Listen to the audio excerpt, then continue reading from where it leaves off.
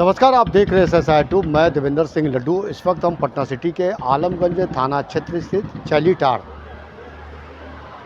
Tent कारोबारी मनोज कुमार गुप्ता के आवास में है। जब देखा जाता है तो मनोज कुमार गुप्ता पिछले कुछ दिनों से मिसिंग था और उनके जब परिजन आलमगंज थाना क्षेत्र के आलमगंज थाना में आवेदन दिया जाता है मिसिंग का, पुलिस से खोजबीन की जाती है, लेकिन उसके बाद उनका डेथ बॉडी मिलता है। कहीं ना कहीं रूप से जब देखा जाता है तो इस तरह का डेथ बॉडी मिलना एक बहुत बड़ा सवाल उठता है। ये सवाल है हत्या का। हत्या पटना सिटी में हुई है और इस पूरे मामले में चाहे सहायक आरक्षी अधीक्षक हो, उनका भी बयान आया है। खोजबीन की जा रही है, आखिर इस वारदात को अंजाम किसने दिया है। इस वक्त हम पीड़ित परिजनों के पास है और इनका आवास जो है चैलीटार सी है। मनोज गुप्ता पेशे से टेंट कारोबारी है और अलग अलग स्थानों पर वो डेकोरेट का कार्य करते थे।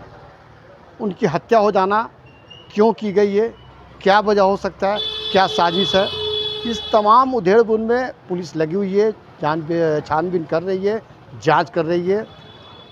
उम्मीद है जिसने भी ये कार्य किया है, साजिश रची है, हत्या की है, उसकी गिरफ्तारी होना है। इस बीच देखा जाता है तो नेताओं का दौर शुरू हो गया है संवेदना करने के लिए पीड़ित परिवारों के बीच। यहाँ तक पप्पू यादव या फिर पटना साहिब के विधायक रत्नेश कुशवाहा, इस वक्त मेयर प्रतिनिधि पुत्र शिशिर कुमार जी पीड़ित परिवारों से मिलकर ढांढस बंधा रहे हैं। इस पूरे मामले को लेकर क्या कुछ कह रहे हैं, हम उनकी बात भी सुनाएंगे।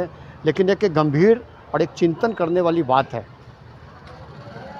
पूरी तरह से कानून व्यवस्था का राज होना चाहिए, लेकिन जैसे ही कुछ ऐसे क्षेत्र हैं वहाँ इस घटना को अंजाम दे दिया जाता है।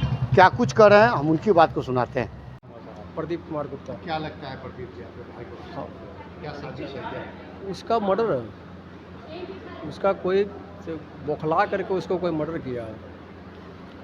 और बाकी जो मार्केट में अगर कुछ है, अगर 2-4-5 लाख रुपया बोल रहा है तो वैसा कोई बात नहीं कि इतना बड़ा वो बिजनेस किए हुए 2-4-5 लाख रुपया उसके लिए माइनर है ना। इसको डिस्प्रेशन में जो है डाल करके इसको कोई टॉर्चर किया जा रहा था, जो कि घर में बताना पसंद नहीं किया, या कोई डर से वो बताना पसंद नहीं किया। वो हमेशा एक बात हमसे नहीं, अपनी पत्नी से वो बोला है कि हमरा जो है बाल बच्चा को मार देगा और हमको मार देगा, हम लोग यहाँ से कहीं भाग चलते हैं सामान बेच करके, फलाना बहुत तरह के वो मैंने वो अपनी पत्नी से मैंने बोलता था वो। और बाकी तो सीधा साधा हम लोग सभी फैमिली में से हैं, पूरे क्षेत्र में पता कर सकते हैं कि हम लोग कहीं से कोई तरह का मैंने किसी से कचरा के चाहे कोई रहे तो इससे कोई अंदेशा रहे कि कोई हमारा साथ में क्रिमिनल हो या कोई है, किसी से बकझक भी कभी नहीं हुआ।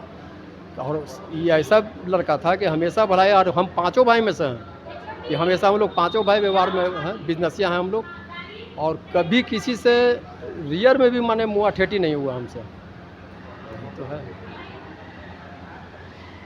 तो का कुल परिवार मनोज कुमार गुप्ता जी के आवास पे आया है, किस तरह का? मनोज गुप्ता जी से तो हम लोग बहुत दिनों से 20 साल से जुड़े हुए हैं। हम लोग के वार्ड में भी रहते थे। इनका टेंट और ये सब का काम था, लाइट का काम था, और बहुत व्यवहारिक आदमी थे। अब हम लोग को तो स्तंभ है कि कैसे उनका मृत्यु हत्या हो गई है। अब अनुसंधान का ये है, अब देखते हैं। आज सुबह बात हुई थी थाना पे भी, और डीएसपी साहब से भी आए थे, पता चला है। तो 1-2 दिन अभी कुछ बोलना उचित नहीं होगा, 1-2 दिन में कुछ आता है तो फिर बात होगी। ये थे मृतक के भाई थे, और जो आए हैं आगंतुक जो बता रहे हैं प्रत्यक्ष अनुसार कि खुद स्वीकार कर रहे हैं, मृतक के भाई बता रहे हैं कि ये इनकी हत्या की गई है। और तमाम लोग यहाँ पे एकत्रित हो रहे हैं। बीच बीच में सहायक आरक्षी अधीक्षक का आगमन हो रहा है और इनसे भी ज़रूरी कुछ पूछताछ की जा रही है। अब देखना है कि हत्या करने के बाद आरोपी कितने दिनों बाद गिरफ्त में आती है। SSI2 आप देखते रहिए। जय हिंद।